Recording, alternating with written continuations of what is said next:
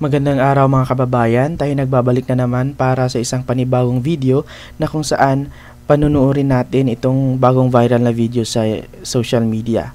So kung makikita nyo sa screen mga kababayan, itong nakapula na may hawak ng cellphone ay may iaabot siya kay Pangulong Bongbong Marcos na parang sachet na may laman. So without further ado mga kababayan, let's go and watch the video.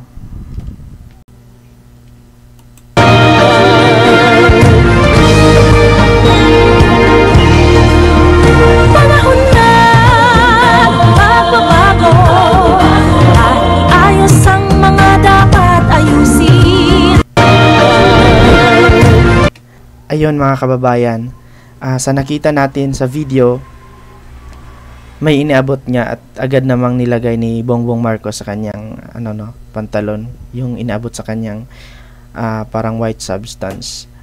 At saka natatawa ako mga kababayan sa background music. Panahon na ng pagbabago. Yan? Pakinggan natin muli ha. Panahon na pagbabago, ayos ang mga dapat ayusin. Matatawa ka na lang talaga mga kababayan sa background music. Panahon na ng pagbabago at ayusin na ang dapat ayusin. Ano bang pagbabago? Yes, may pagbabago nga. Kasi yung time ni Pangulong Duterte, hindi talamak ang droga at PRRD is talagang galit siya sa drugs, no. Ngayon, maraming issue si Bongbong Marcos and ayaw niya ring magpa-hair follicle test. So, ayun.